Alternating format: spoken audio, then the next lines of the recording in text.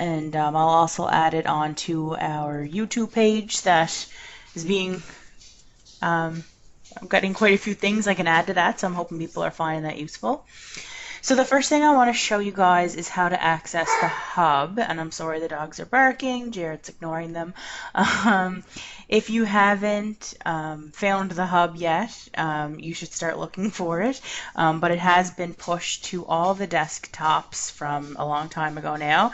So it's this little blue icon called the COVID-19 hub. If you don't have it or you can't find the icon, you can also access it by opening up the NSH internet page, and then under coronavirus updates, it both takes you to the exact same thing. So it's super easy to find. You can access it from home. It doesn't have to be an intranet typed computer. It's a little more challenging. I've done it before. I feel like I've just Googled like Nova Scotia Health COVID-19 hub and I've clicked a few things and it's gotten me there. So you just have to play around with it for a little bit and you will get, you'll be able to find it. So it's broken down into sections. My favorite one, because I find that this used to be like a really good resource when it first started, and now I find that it's really bogged down. Like even the peri-op section, it's full of a lot of vaccination stuff, which is useful, yeah, but I would likely seek that in the vaccination section versus expecting to find it under my peri-op section. But anyways, it's quite busy, so I do tend to go to this new and updated content for this week, and that'll start just listing what's new, what's updated, what's different.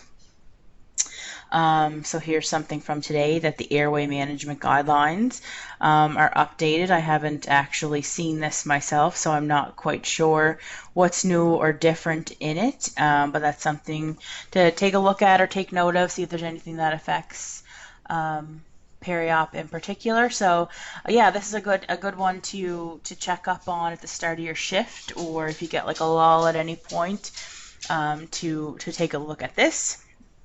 But otherwise, over in I'm working in, there's a perioperative services tab.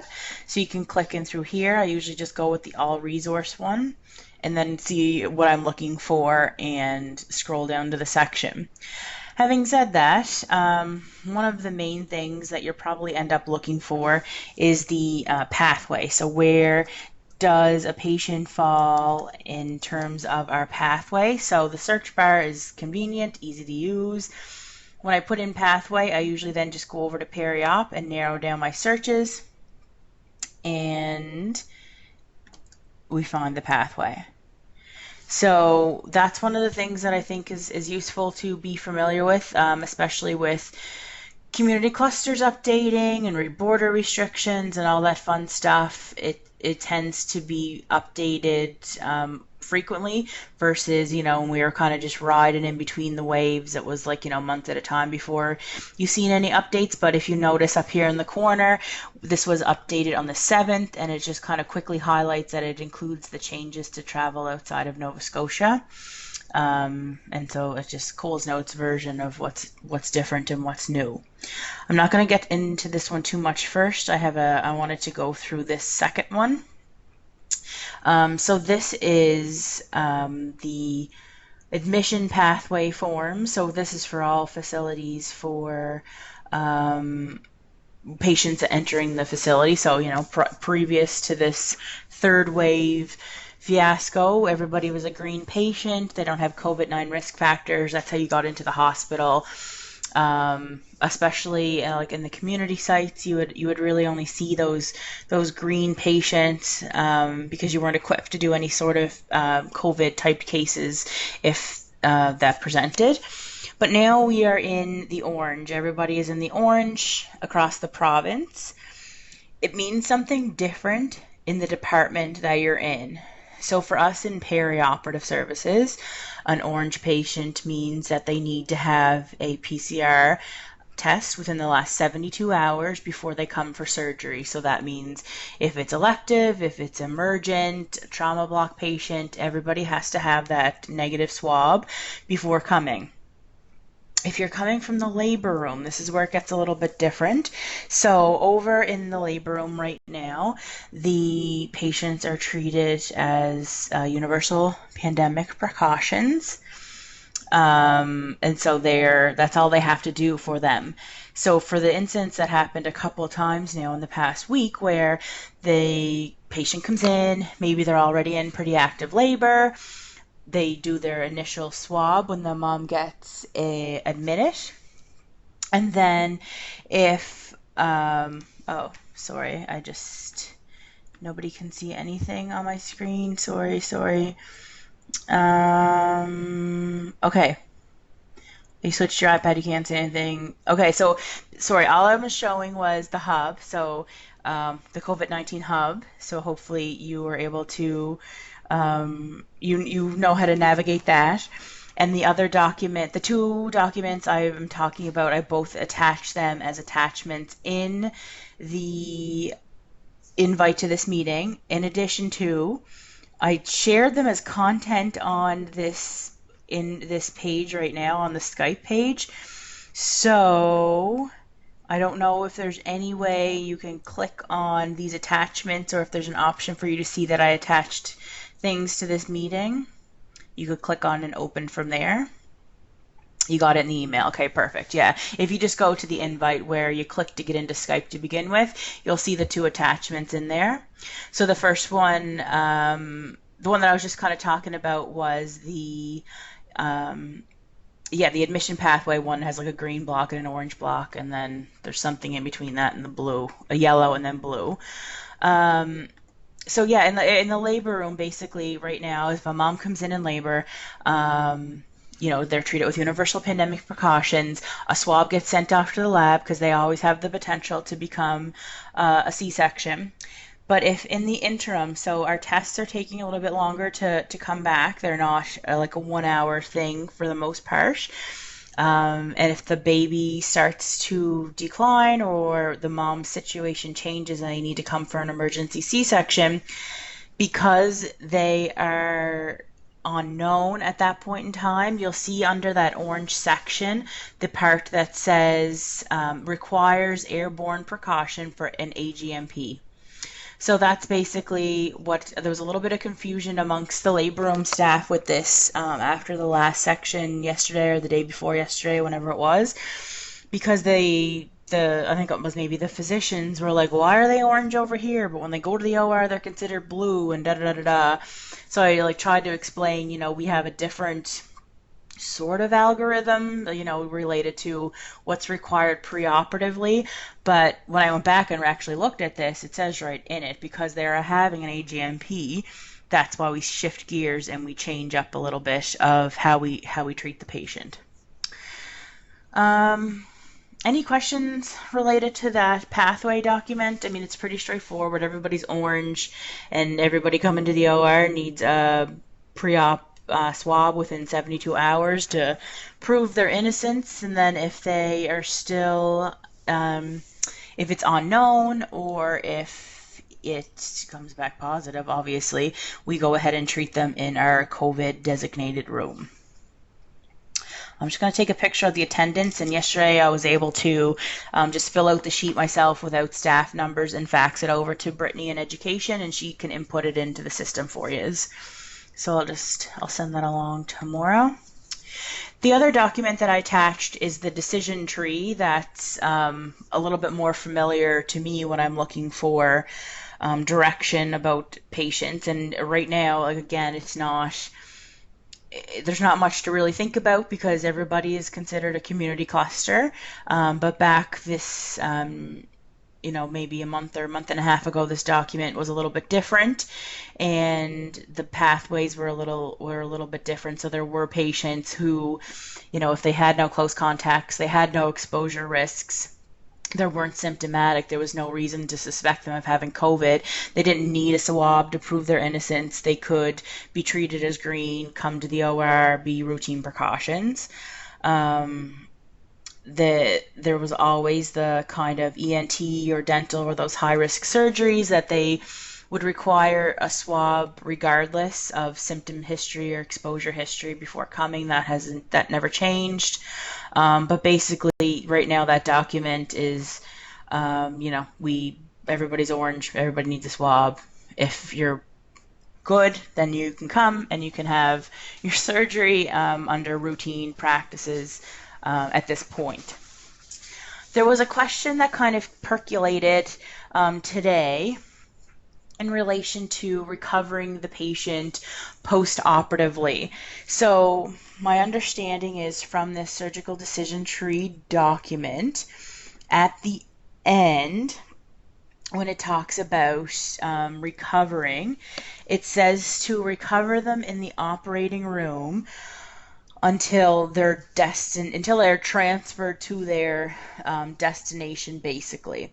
So this, I don't necessarily think this was new wording. I do think that the wording existed before, and how we always kind of considered it was, it's obviously best practice to not have to move or transfer that patient from OR9 to your isolation room, and then destined for likely 4D, because if it was CCU or ICU2, they would likely be having gone direct anyway. So we'll paint it as a 4D scenario. So that's always kind of been the thought, that if it was possible, that's what would happen. But in the first wave, when we were talking about that, a lot of staff members from recovery room commented that they would likely feel more comfortable having the patient brought to the isolation room for a few reasons. One being staffing. So if staffing was an issue with like not having an extra body, then they would have that resource. So say there was another patient in PACU at the time, someone obviously has to stay with them with an extra set of hands close by. Somebody's taking care of the patient in the isolation room would also require that extra set of hands if needed. So there was that. There was also the issue of, if you're in room 9, you don't have any access to any medication. So you wouldn't, if the patient got nauseated or required pain medication, which I'm sure in most, if not all, early stage recovering patients, they would require any of those things, and that would be limited access in room 9. But it obviously, like I said, is best case scenario. You're able to stay in that room and do the full recovery in there, and then have the 4D nurses receive report and the patient from the hallway. There's a couple of scenarios, though, where it could not work, such as if there was another COVID case that was coming in to be in room 9, that would be an issue. If it was a busy day or evening in recovery room and the staff wasn't available to support 2 nurses coming into the room to recover, and then likely needing that runner to be able to obtain the medications or other supplies that is required.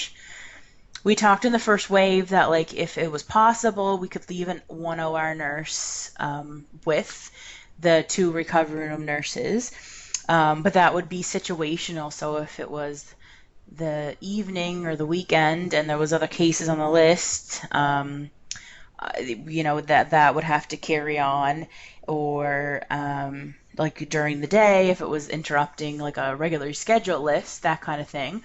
Last week when we talked about staffing, a few people had commented that they were going to approach Rob maybe about putting some sort of voluntary or assigned call schedule for being like a backup for COVID cases, so that it's always nice to have that extra set of hands, even if it's a one patient deal, because you might need 2 people in the room, but you still need a runner. So I'm not sure where that ended up. That was, I think, Cameron and Jordan were going to take that to Rob and present it and ask. So I don't know where that ended up. So yeah, basically, in a nutshell, in an ideal world, yes, we recover the patient in the OR theater, recovery after the extubation and the 21 minutes have passed, then report would be handed off to the 2 PACU nurses that come in to continue the recovery phase. But recognizing that that may not always be the scenario. When I talk about extubation in 21 minutes and things like that, do you guys know what I mean for that part? Lauren, can you review it Yeah, just sure. Yeah. So to cover it all? Yep. So for the air exchanges in the OR theater, based on the number we have per minute, our airborne policy dictates that in 14 minutes, 99% of the room air in room 9 has been exchanged with new air. And in 21 minutes, it's 99.9. So we like to, our numbers for intubation and extubation for COVID positive or presumptive patients is at 21 minutes. So within intubation period in that first 21 minutes, our best attempt is to not open up that ante room, swing room doors. If it's a E2, E3 type scenario, the goal is if the surgeon is not in and ready and it's not required to be, we have minimal people in the room for that time frame just to limit the exposure. And it's the same with the extubation. So once the patient is extubated, we eye the time, and then 21 minutes post then we have the 99.9% of room air exchange, and then we consider the patient back to a droplet contact. There's no airborne precautions required at that point in time. If you partake in the surgery or notice within the surgery, everyone does still maintain that N95 mask and airborne protection, and that's only if in case the airway is lost in the middle of surgery, and obviously the surgeon assist and scrub nurse wouldn't have time at that point to doff and throw on an N95 mask, so it's just safer and better that everybody maintains airborne precautions throughout the surgery, just in case that shall happen. In this scenario, so we presented this when we did our tabletops. Patient is just finishing their surgery, and we get a phone call for an E1 section that needs to follow immediately after the surgery is finished. And so, what happens then with extubation and what have you. So that is why we have the ante room. It's not negative pressure, but it's negative airflow. So the machine that's in there basically is just like a big, large vacuum cleaner that sucks out all the air that gets taken into that room and exhausts it out. So in the scenario that that happens, that E1 section is following immediately after, say, an E2 appendectomy. For the PACU nurses that would need to come in and recover that patient for at least the 21 minutes, and if they choose to stay, that's fine. They would don their PPE.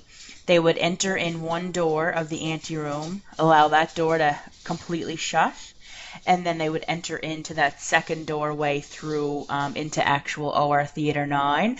You would never have those two doors open at the same time because it'll completely lose that airflow. But as long as you just maintain one door at a time, it will help suck out that air that is happening within that aerosolized time period. Still recognizing that it is, the air exchanges are happening immediately after intubation, so things are circulating out through.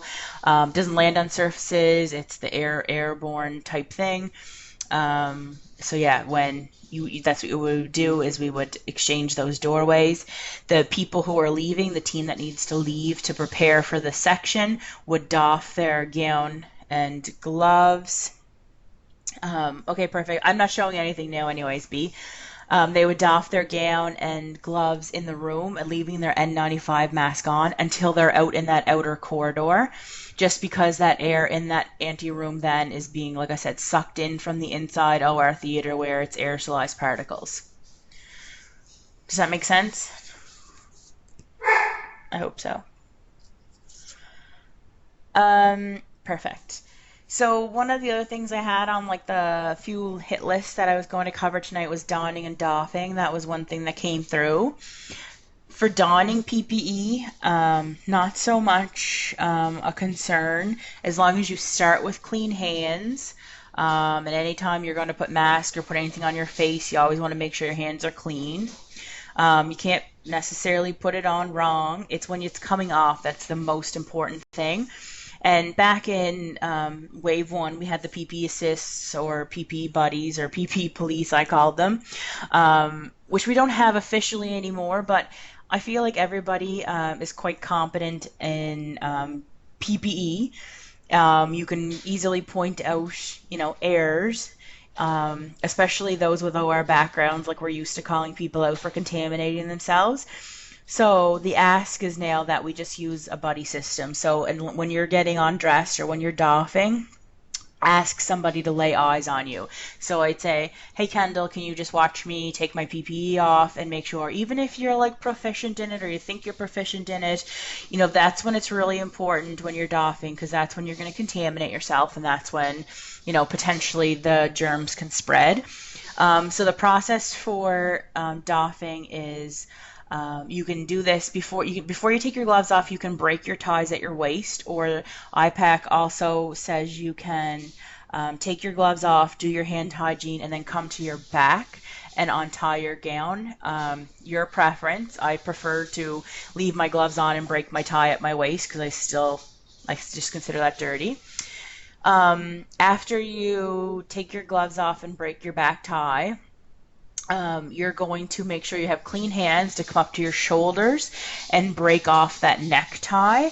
And then you're going to roll your gown from the inside out into a ball and toss that into the garbage can. And again, hand hygiene.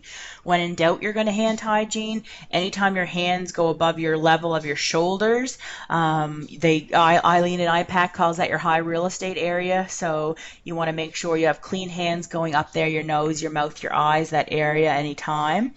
So your gown comes off, you're going to hand hygiene.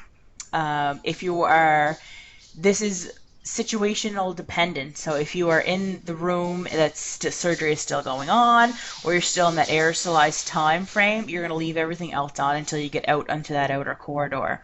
If it's the end of the case, the patient's gone, or you're going to the nursing station to chart, we're in universal pandemic precautions, so you're going to leave your face shield on anyways, as long as you find that it's not contaminated. But if you were to take off everything, you take your hands up, you loop into the elastic on your shield, toss that off. You're going to hand hygiene again, and then you're going to loop in behind your ears or untie your mask at the back of your head and let the top part come down, and then the bottom part, and let it fall into the garbage can. But the biggest takeaway from all of doffing is have a buddy. Make sure they watch you. Don't be afraid to call anybody out. And don't be embarrassed or ashamed or angry if somebody calls you out, because it's truly just to leave you, to keep you protected, not to point anyone out in doing anything wrong. And hand hygiene, clean hands going above your neck. I think that was the 4 things that I wanted to highlight. If anyone has any specific questions about patient pathways, or how do I take care of, or how do I handle, or what happens if, let them rip. I'll answer them as best I can.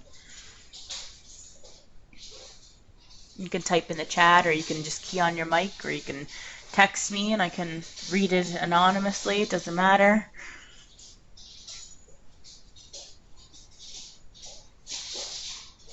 A couple people typing. Mindy, I see your mic is off. If you're speaking, I can't hear you.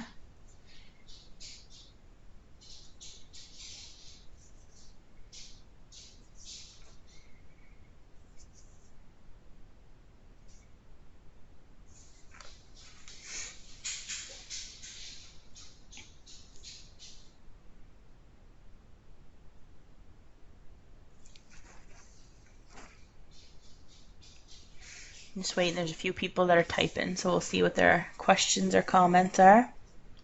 Any thoughts on making a gastroscope have a COVID test? Was that discussed? I'm not sure if you're there, Alicia, but I know that she has had that asked provincially. Yeah. Yep, I'm here. So this has been asked several times since wave 1, and there's no swabbing or no additional protection for wave 1. Since wave 1, it is a point of care risk assessment. If you feel there you are needing additional to what we would currently wear doing a gastro, that is your own discretion. But there is no, let's say, pathway or indicators to tell us we need to wear increase such as an N95.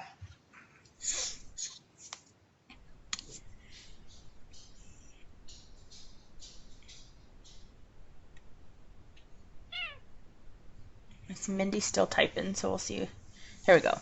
If a patient comes from another hospital and has a swab within the 72 hours, is that swab acceptable or would a new swab be required? I believe as long as it was a negative result within 72 hours and their risk factors or anything like that have not changed, then the swab from, I don't know if you're thinking St. Martha's or Northside General or QE2, I believe would be acceptable. I can get that confirmed, but as far as I'm thinking, It is it's good. acceptable. Yeah, 100% acceptable. Yep. perfect. Okay, a couple more typing. Oh, your message came up.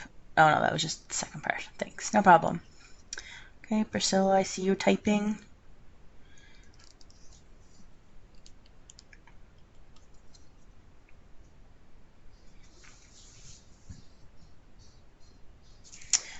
I would think it would be if it's a hospital to hospital transfer via EHS. Yeah, yeah, there was no additional lapse in between that could and technical difficulties. No worry, Rachel. I hope Mookie's okay.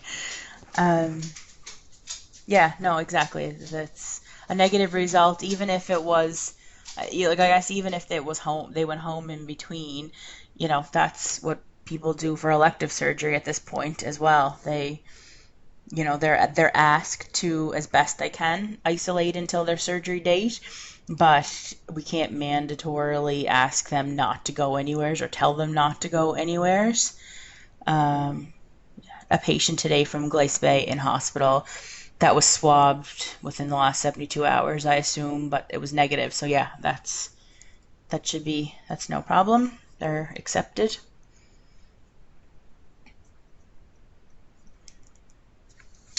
Any other questions or comments or thoughts?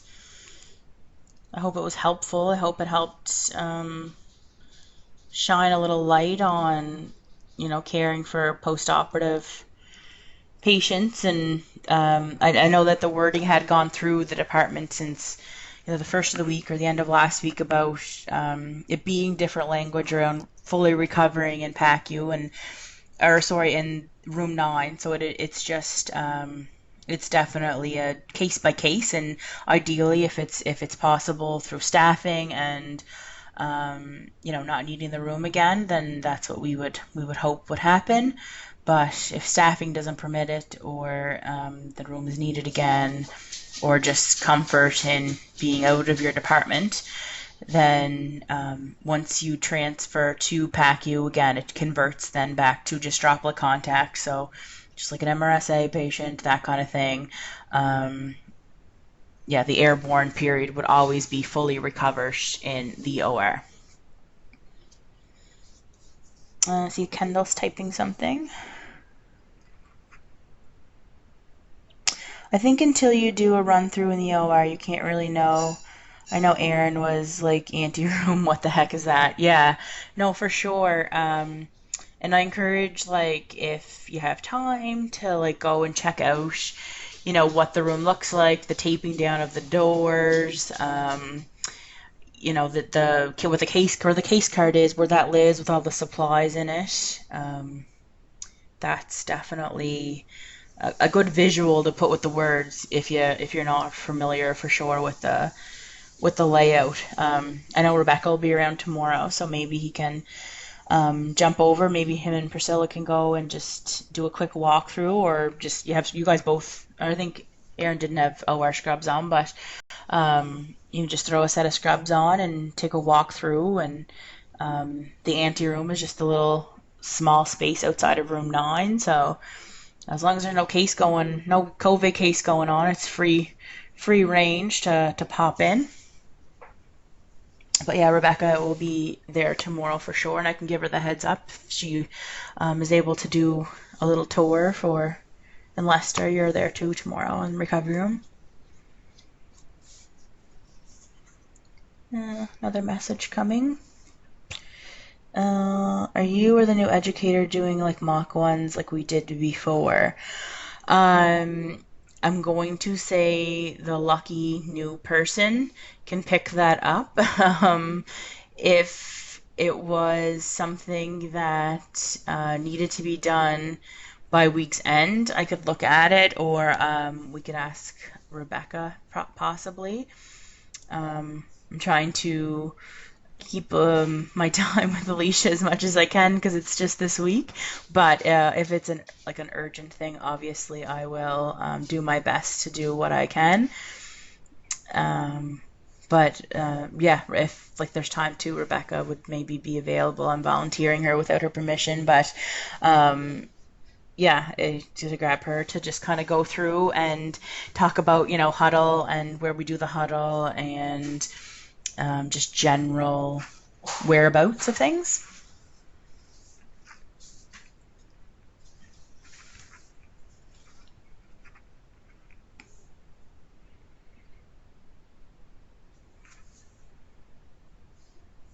Another message coming here.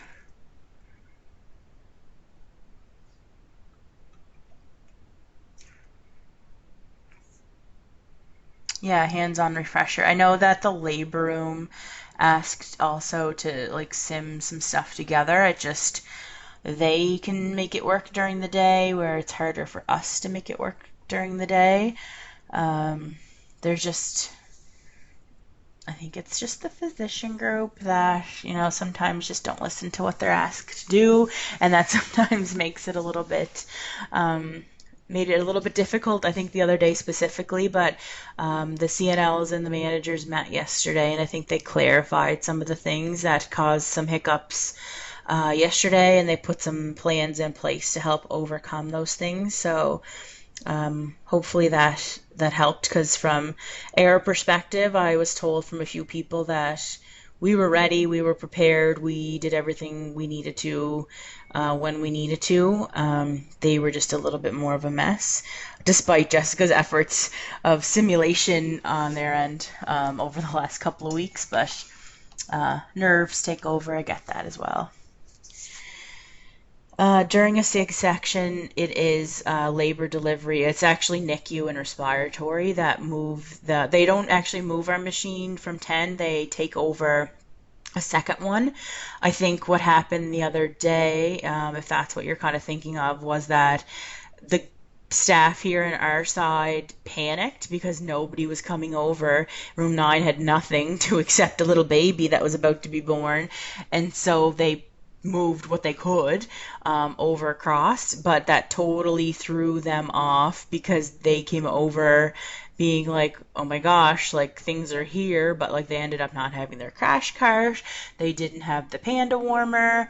So they were really off their game because of that. But yeah, the only thing that we would ask to take for them, if time permitted, and it's not a do or die, is the overhead table or overbed table for them. But if that's not time permissible, they can use a prep table for what they need it for.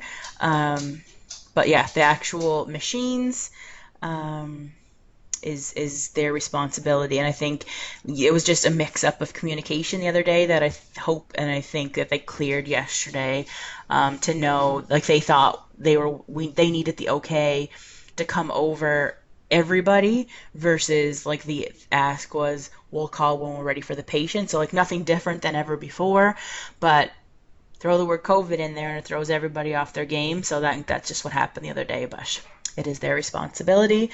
Yeah, Rachel would like a hands-on review. Yeah, absolutely. Well, Lauren, just speaking to the hands-on, I totally get it with everybody. I'm hands-on 100% as well. Uh-huh. Can we put up a like expression of interest? Who would be willing to, that's what they want, and we can make it happen one way or another. Yeah. I want to offer the help every chance we can get. It's extremely new to the peripheral staff, and giving them that additional hands-on will help if, let's say, something came down that we needed to pull more of our staff inside. Yeah, absolutely. So let's start there, and then between you, I, and whoever the new folk is going to be, we will make a tabletop happen of some sort, a simulation Yeah. to get people hands-on. Yep. We'll figure that plan out tomorrow then. Have the surgeon or anesthetist good with the extra time to get the room ready.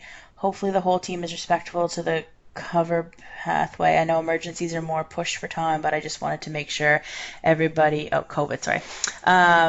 Yes, for the most part, Rachel, they have been. We do what's called a pre-surgery huddle, and that's to kind of indicate, okay, what is the status, for the surgeon and anesthetist to make an agreement. Can this patient wait the 21 minutes? And if not, can the surgeon and assistant and everybody be in the room to start skin incision upon intubation? We have all those conversations, and I can share the documents with you. It's kind of like a pre-patient huddle checklist. But yeah, they have been pretty good for being understanding with the donning, and the room is empty, so that's a huge bonus. There's nothing for a little while. It was still a functioning OR, but it's back and it's empty. It's ready. So that helps. It's just we get everybody on the same page, and then we bring it in. And the phrase was in the first wave was, there's no such thing as an emergency in a pandemic. We have to make sure that we're safe and protected first and foremost, but still not losing sight of the acuity of the patient. Like the very first case that we did was booked as an E2 and kind of got sicker and sicker as time went on. And in the end, we had to, it was sort of converted to an E1 mid wait period. So, we take into consideration all those things in the moment as it's changing and going. But yeah, part of the pre-patient huddle, we determine, what the wait period is and how much we can wait. But for the most part, everyone's been pretty good. Have people been showering afterwards? What if you do a COVID case or suspected and get an E1, no time to shower? So it's still recommended. It's not mandatory to shower after a positive, or if it's like yesterday or the other day, they knew by the end of the case that the patient was negative, so there was no need to. But if it was unknown or confirmed positive, it's still recommended to change your scrubs and shower. I also would recommend that if you think you're going to get into that situation, to make sure you have some supplies with you, like in your locker, in your bag or whatever, because there was some stuff around during the first wave, but somebody was looking or questioning it the other day, and it's gone. So there's towels, but there's no soap, or bring your clean underwear and stuff. And if there's a second back-to-back E1 and there is no time to shower, we did use this in a tabletop. You just do the best you can. If you can change your scrubs, okay, bonus. If you can't do any of the above, you just do the best that you can. Wash your hands good, and go into the next case, because, you're thinking, if it's like, say, an E1 section, it's the life of the mom, life of the baby, versus like the small risk of you being contaminated after wearing full PPE for the duration of the case. Does that make sense? Kind of like a game time decision, depending on the situation.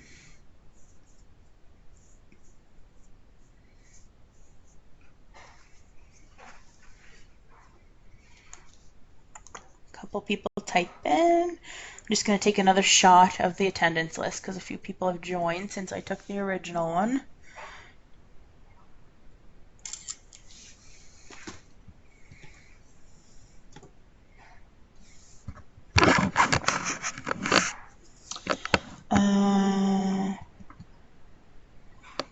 Was that a question mark or an exclamation point? Anesthesia surgeons have been pretty good to a lot that time. Oh, for the showering, you mean? Um, I know that one in particular, the first time around, chose not to himself, but was being a little of a stickler when other staff wanted to. Someone you wouldn't expect, but when the conversation was had and said, it is their choice, their option to be able to shower, he came around, so that was good. Is doffing any different in the OR? I know when we were doing PPE, you take your gloves off first and so on, but I know with bodily fluids involved, it can get messy. So basically, Rachel, you can do either or. And I think because, like you say, bodily fluids, and because we have like an OR trained mind, to take my gloves off and then untie my gown grosses me out. So I always break the tie on my gown while my gloves are still on, and then take my gloves off, and then do my hand hygiene, and then go up to above my shoulders and get my neck and break it from there and roll it off. Having said that, I did get, I asked IPAC during the first wave, and I said, because of the way our brains are trained to doff PPE, which we quote unquote do every day, I showed them how we break our gown with our gloves on and roll it off like we do normally with our, like if we were scrubbed. And they said, we could do it, and because we are most comfortable doing it that way, because it's familiar to us, versus doing something foreign, which the other way would be. Um, they said it was okay, but like whatever you feel most comfortable with. And I think leaving your gloves on to break your tie and then taking them off to go above your neck, it's not that foreign. It's not a big deal. So whatever you feel most comfortable with, but either way, any of the ways is IPAC acceptable. Gloves off first could be gross. Yeah, absolutely. But circulating, you would do it like gloves, etc.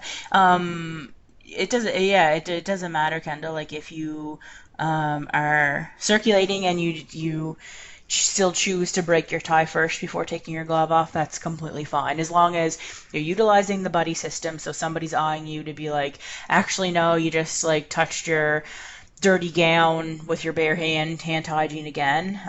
The buddy system is what's going to save your butt.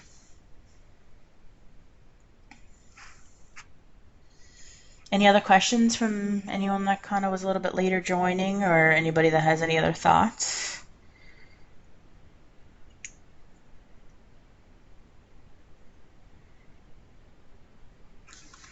See B is typing something. Oh, just thanks. Oh, you're welcome. So tomorrow we'll look at making some sort of arrangements to do a walkthrough simulation. If we can get, we have to watch our numbers, but if we can do even a couple of sessions when I was doing it last year, it was taking about 45 minutes to an hour to kind of go through the room and the processes and stuff, so we can budget off of that kind of time frame and to see the room and where supplies are kept. Something too to be mindful of, I'm not sure where you guys keep your N95 masks in PACU, but ours in the OR are in Rebecca's office. They aren't in the doffing area because they have been stolen. And so just to kind of keep the supply we have.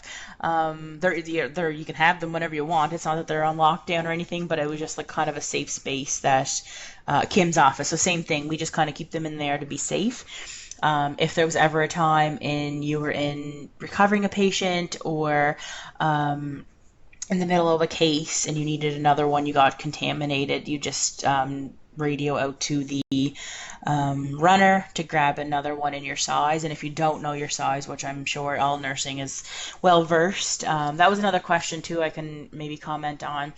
The ask has come, can we know surgeon size? Can we know who was fit tested? Da da da da. I believe Brad looked for that back in wave one, and occupational health had said to him it wasn't really his business to know who was fit tested and what size was what. I know the labor room, they do have all the GP and obstetrician sizes, and it's an issue because sometimes they don't know their own size, like for sure. We've said if the person has not been fit tested or doesn't know their size, it is an occupational health hazard for them to be part of a COVID case, because, yeah, it's themselves at risk, but then down the road, it's everybody else that they come in contact that's been at risk. So I know in the past the assistant call wasn't fit tested, so they had to call in one of the RNFAs to cover for them. So that's happened. And I don't know if it was revisited about getting the list, but it's not your responsibility, and you guys shouldn't own having to know or be responsible for telling Mary Doyle what size N95 masks that she's supposed to wear. So I think just leave it sit with them, and whether they tattoo it on the side of their hand for the next months or weeks or whatever this goes on for, then so be it. But you just own your own part. We do enough already that you don't have to own this as well. So, Lauren, I am going to second that. There was a much more recent question concern. Let me pause the cartoons in the background. About the surgeon didn't know their mask size. So, yes, we don't own it. It is not the nurse's responsibility. What happens if you tell them the wrong mask size? So it's 100% their responsibility. If it is somebody, Alicia LeBlanc doesn't know her mask size she's in, then that I could then take back and say, okay, you know what, Blair, Rod, you need to have a look at that, because now that may cause a potential risk, a domino effect, right? Like you mentioned.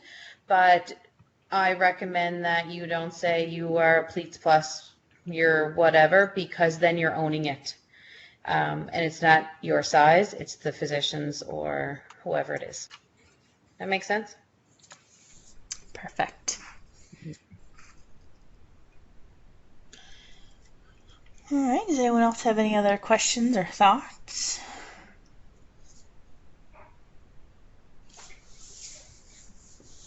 I hope it was a good starting point or refresher for you guys, and we'll work for the hands-on. And like I said to the OR group last week, like when you have downtime, like start the conversation, talk it through. You'll come up with more questions. If you don't know, maybe your buddy knows, or maybe they don't, and you're like, what do we do in this situation? Did they put up a sign-up sheet in PACU for COVID call? I think that was directed for you, Mindy, if you didn't see. I didn't see anything today, but I didn't look for it either.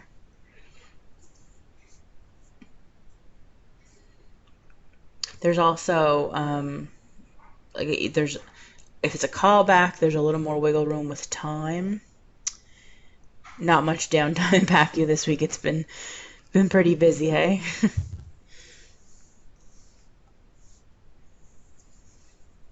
And we'll look, I think there are staffing challenges with 4 to 12, so I do not know what the plan is for that, yeah. And I think, I don't know if they would just assign the 3 to 11, or if you guys still, maybe you don't have that shift anymore. Actually, it's the 1 to 9. I know I'm thinking in the OR, Brad has made the 2 people not on call, backup call. And then on the weekends from 7 to 7 and then 7 to 7 again, they looked for volunteers. And then if nobody volunteered, they started with reverse seniority to help cover those hours for planning. It's a little bit different with the OR, where especially if it's an E1, there is no time, like we go first or that goes first. There is no time to then get there and then have to start worrying about calling people. So if it's a callback, it affords you guys a little more time, but it doesn't make it any easier sometimes. Nobody likes to answer the phone at 2 or 3 o'clock in the morning. So kind of having that reassurance that there's somebody on standby, that definitely helps, especially with the warmer days coming, the long weekends, things like that. Nobody nobody likes to answer their phone calls, especially on those types of times.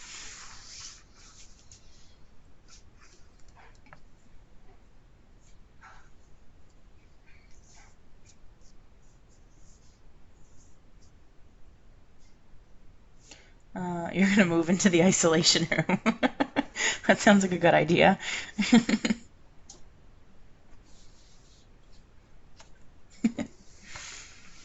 All right, if anyone has any other questions or thoughts, if not, I'll let you all go and enjoy the rest of your evening. And this is recorded. I will save it and upload it to the YouTube page so that anyone who didn't get on tonight can jump on and see it. And the COVID code blue or the code 66, that video and PowerPoint presentation is there from Sandra and that group. Watching the PowerPoint video, you just have to pause it to read the slides. It was the only way I could get it up there and share it with you guys was to make it a video.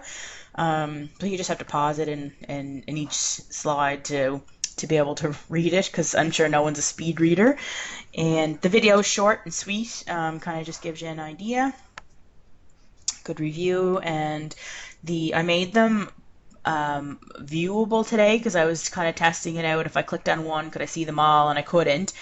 So I think I fixed that problem because our COVID video is there as well. The preparation of, bringing the patient in to the patient heading to recovery room. So if you haven't seen that already, that's a good.